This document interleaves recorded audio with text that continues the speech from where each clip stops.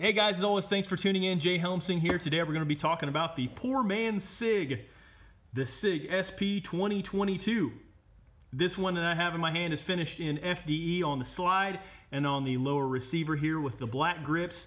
They also make a version that's full FDE, including the grip, and they make a version that's in all black for those of you who prefer a more traditional style color on your pistol. You can get that as well. So I'll kind of go over this in depth, and I'm going to tell you out of the box, this is the cheap Sig. This one here retails for about $450-ish at your local gun shop. And you know, for that price point, you're talking about half the price that you'd see out of your normal all-metal Sig hammer-fired guns. So the 226s, your 229s, 228s, whatever you want to say. So we're going to be comparing that with a 229. This is a 229 Enhanced Elite, but a 229 nonetheless.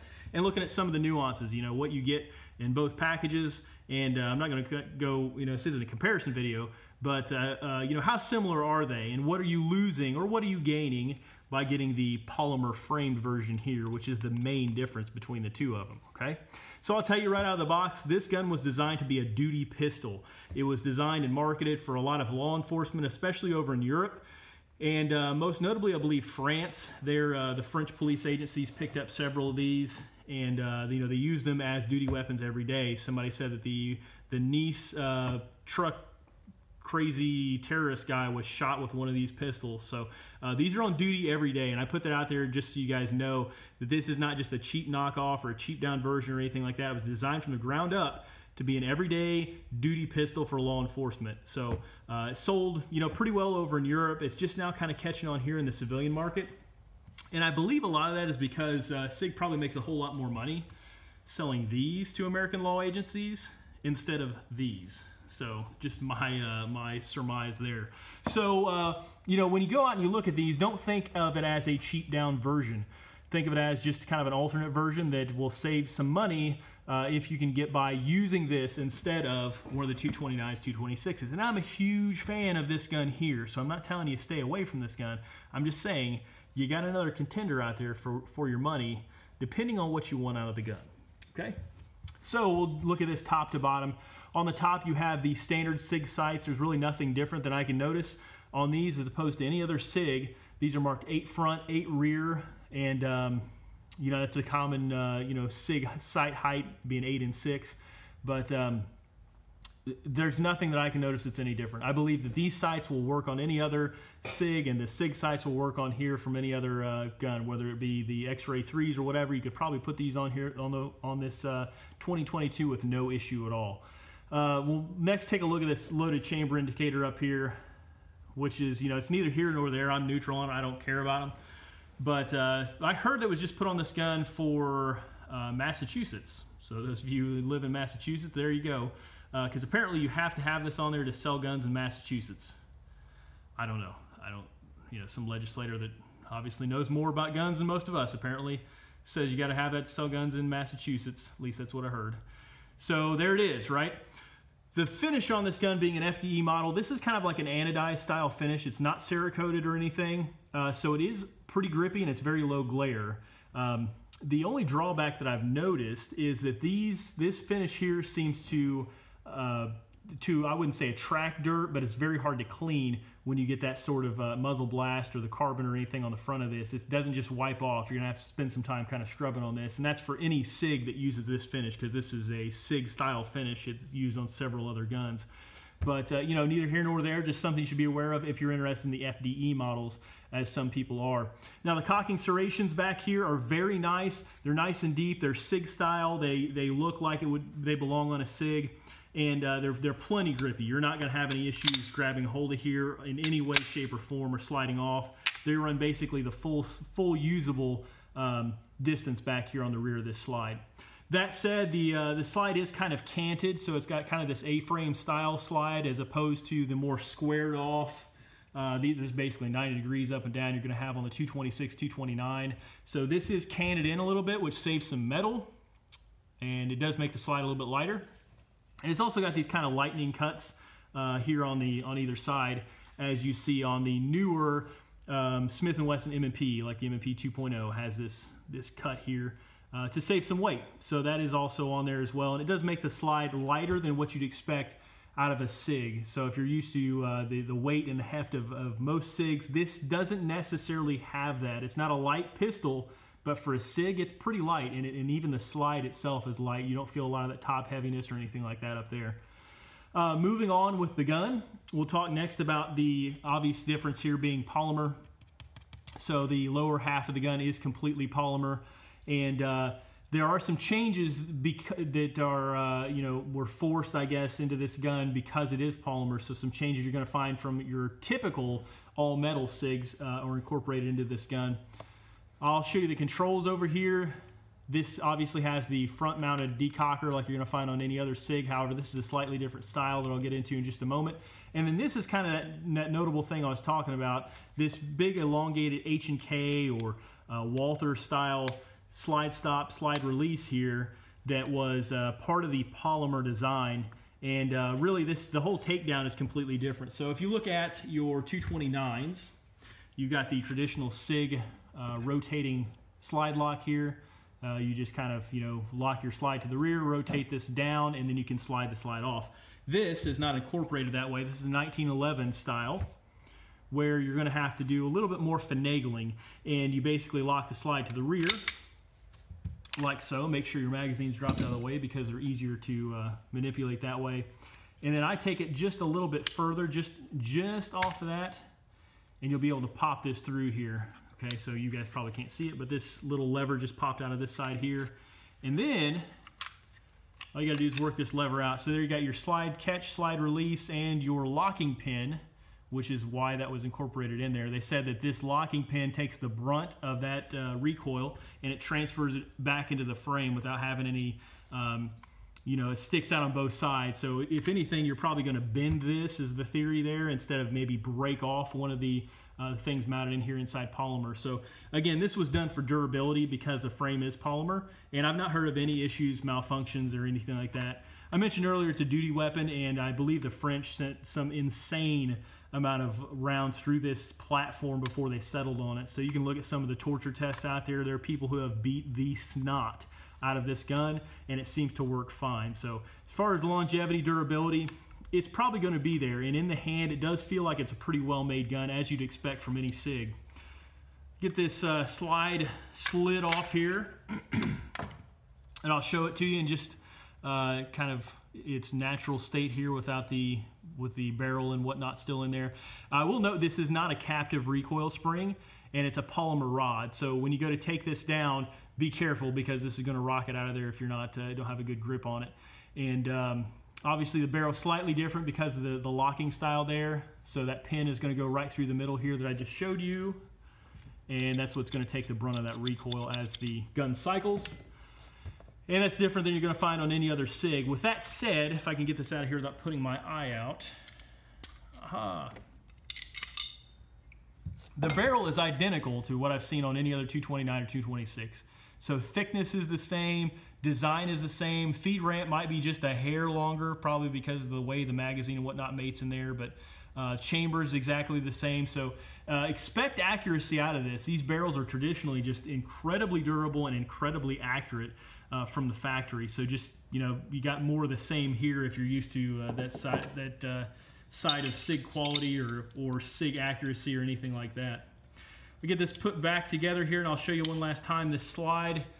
It is very reminiscent of any other modern Sig, be that the P320, P226, 229, whatever. It's got kind of the milling cuts in there. So obviously no corners cut. This is not like a formed metal slide or anything. This is your typical billet. There's nothing that is obviously cut as far as corners are concerned. So I would not hesitate to put my money into something like this. Don't let the price scare you off, I guess is basically what I'm saying. You guys see the same style safety up here that you have in your 229s, 226s. So, functionally it's very similar to those guns. I'll get this put back together here. Before I do so, I'll show you the lower receiver. You see a nice large locking block down in here. Those nice rails that the slide rides on. They're not full length by any means, but they are very robust and they're very precisely machined, both front and rear.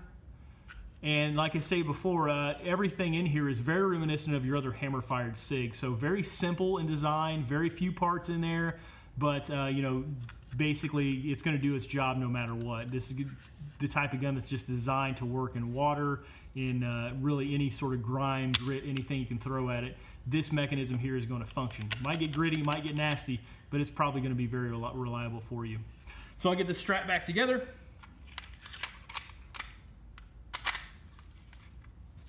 And continue with the show. And again, like I say, with this style of you know, breakdown is a little more cumbersome than what you're gonna get on the other SIGs, but you know, probably not a bad trade-off. I mean, it's nothing that is, you know, prohibitive or extremely complicated to do. So you know, take it for what it's worth there.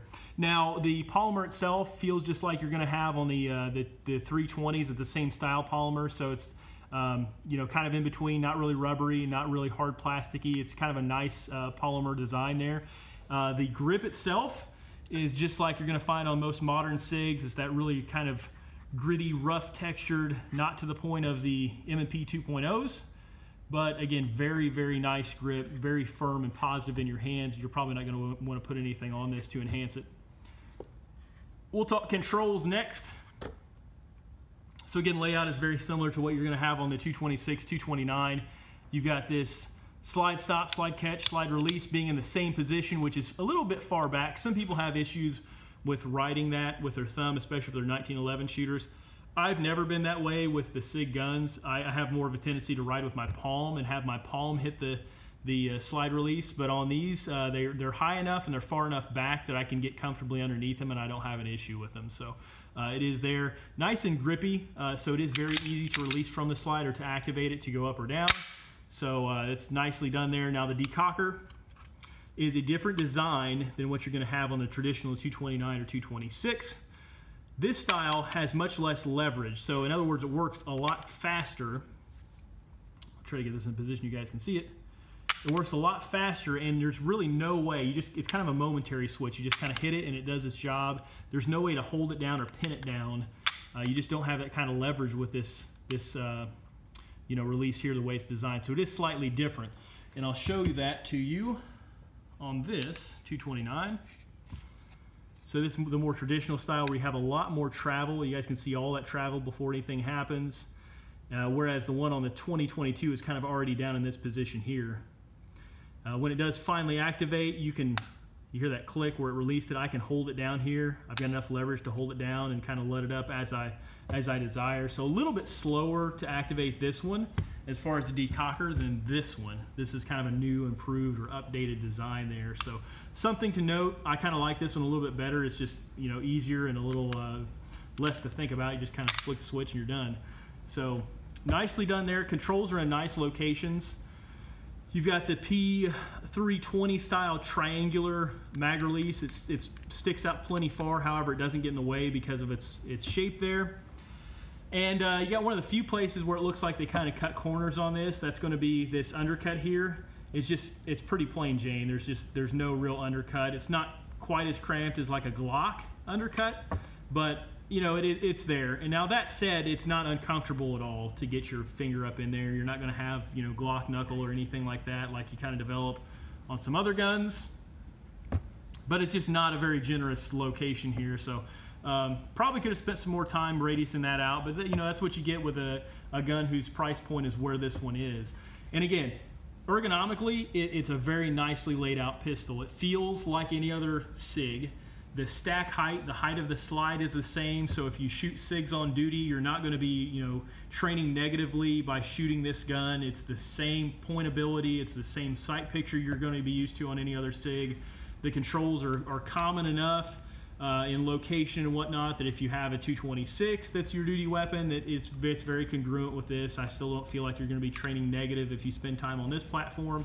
So all in all, they did a really nice job of incorporating SIG trademarks or SIG functionality into this pistol itself. Even the shape of the trigger, it's a SIG trigger. You can see it from a mile away, same radius, same design, same everything. Okay, so again, this is more of kind of a workhorse pistol as I see it. It's a pistol that I wouldn't hesitate to carry and use because I think it's going to be extremely functional, extremely durable, and extremely accurate. However, it does hit that lower price point, whereas, you know, I'd be kind of hesitant to everyday carry this gun. It's a little more expensive. The finish is probably more delicate. It's a little heavier than the 2022.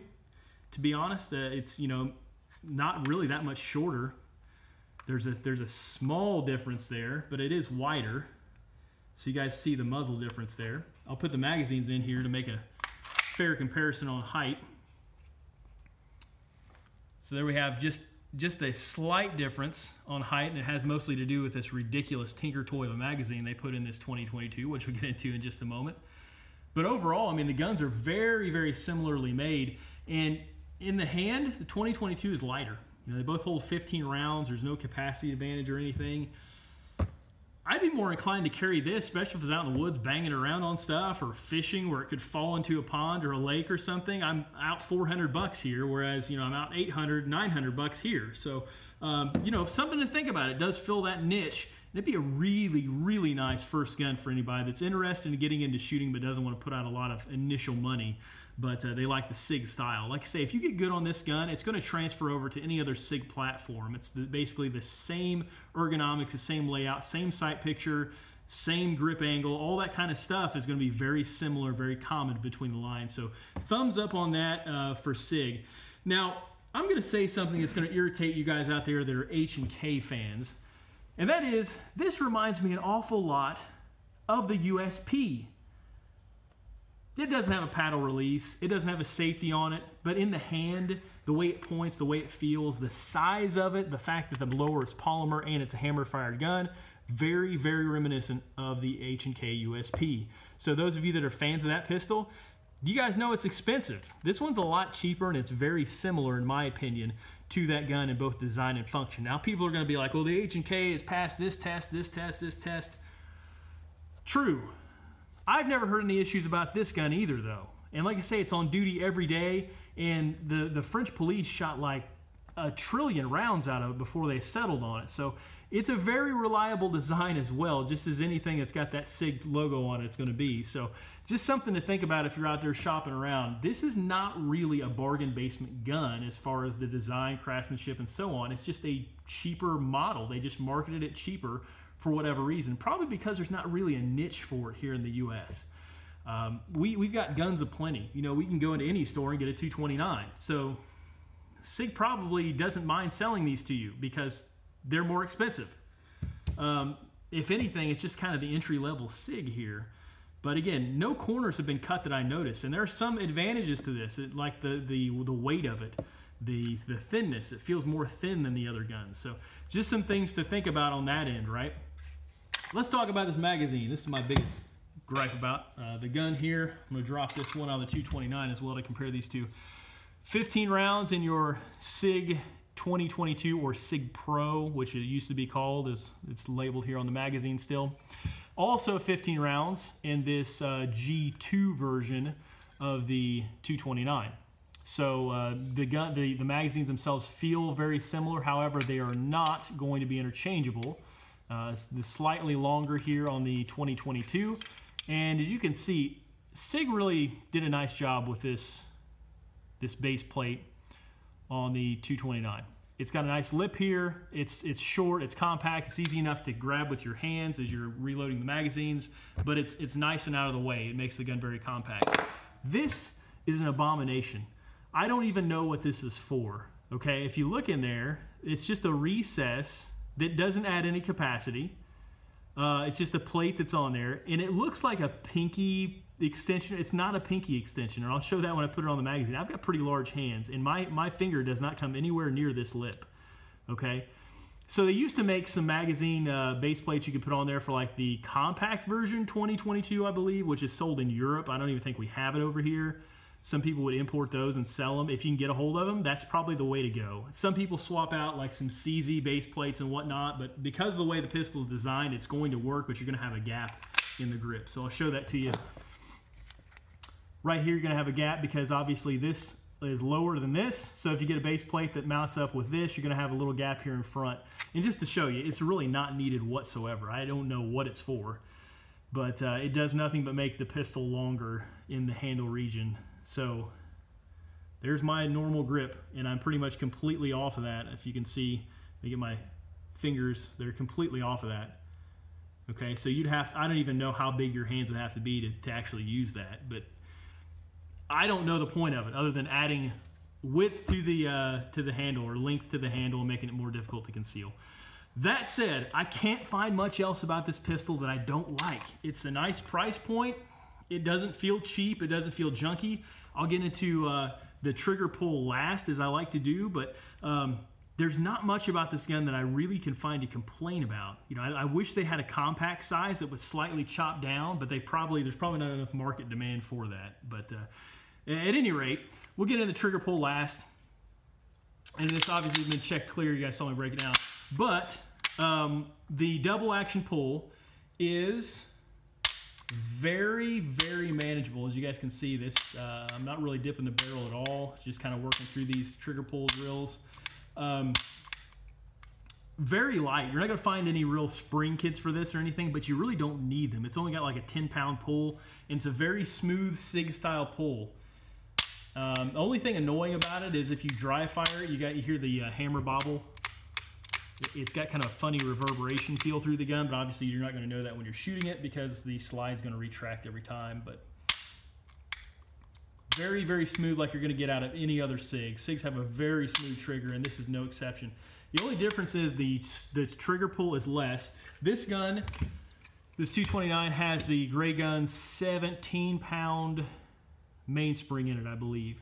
And as you're going to notice, and again, this one's been checked as well, you're going to notice this gun is a little bit more stiff to pull, even with the 17-pound spring, than the 2022 is out of the box. The only difference is this gun sweeps right through. There's no stacking or anything in the trigger. It's the same pressure all the way through. This gun does stack, so I'll show you where it does that. If I pull the trigger back, right in here, I'm feeling a lot of resistance. The resistance all of a sudden goes up, and then it breaks right back in there. So it's not as linear of a pull. There's a little more stacking in this trigger on double action. Now on single action, it is phenomenal. And that's why I say it reminds me of the USP. It really does. So people complain about the slack in the trigger. There's really not a whole lot of slack. This is in single action mode. Not a lot of take up at all. Come back to a wall, and then just a little bit of pressure through that wall, right around 4 pounds, 4.5 pounds or so. It's going to drop the trigger when it gets all the way back to the rear. So again, single action, pretty crisp action, especially if you work it with a little bit of speed. Pretty crisp action, and it's what you'd expect out of any other SIG. So here's this in single action. I mean, they're pretty much identical, the way they feel and everything, the way you work back to that wall, and it just keeps going a little bit more until it hits all the way back on there and it breaks. They're very, very similar in single action. Double action, because the springs are a little bit different, and there's a slightly different spring design in here. If you guys take the grips off and look at that, we'll get into that in just a moment. But overall trigger feel, very, very nice. Very nice. I have no complaints with it whatsoever as far as trigger feel or anything like that. Reset is pretty short. It's not like an SRT trigger, but it is pretty short. It's very tolerable, very livable. It feels a lot like a Glock reset. It comes out about the same length. It's got a nice positive. I can feel it, and I can hear it in the gun. I can feel it in the trigger as it resets, and then you're right back into another trigger pull. So very nice trigger on this gun. That's highly commendable, especially for that price point, which is what I was kind of worried about. Now the grips are interchangeable. They come with a small version. This small one was installed on mine. You can tell because it's got more of a flat rear here. It's more flattened out. And this larger version, which is what I put on because my hands are a little bit big, but I did put this one on. Both are very ergonomic grips, and you change them out. It's not the easiest thing in the world, but you just kind of put some downward pressure down here behind the hammer, and there's a tab right there, as you can see on this FDE gun. You pop the tab up with a screwdriver or something, and as you're pushing down, it will pop out, and you can slide the new one in. So pretty easy to do. Not the easiest in the world, not the most difficult in the world, but there are interchangeable back straps for this gun as well, whereas you can't really do that with this, okay, unless you change the whole grip. But no interchangeable back straps or anything on the all-metal version of the hammered Sig. So something else to consider there. We'll do some shooting review with this. I'll let you guys know how it performs on the range. I'm going to do it back to back with the traditional metal hammer style guns, but overall very impressed with this gun, especially for the price point. And again, you can look for videos out there. There have been people that have tortured these things to the ends of the earth and back, as far as different drills and training and whatnot. They don't seem to really fail. So excited to test it out, excited to shoot it. I appreciate you guys tuning in. Be sure to comment if you have anything worthwhile to say or ask. I'll be checking in on this. Check out my Instagram. I'll be posting some pictures of me shooting and some videos of me shooting the gun, and I will be following this up with a shooting impressions review. As always, thank you for tuning in. I appreciate it, guys. Take care.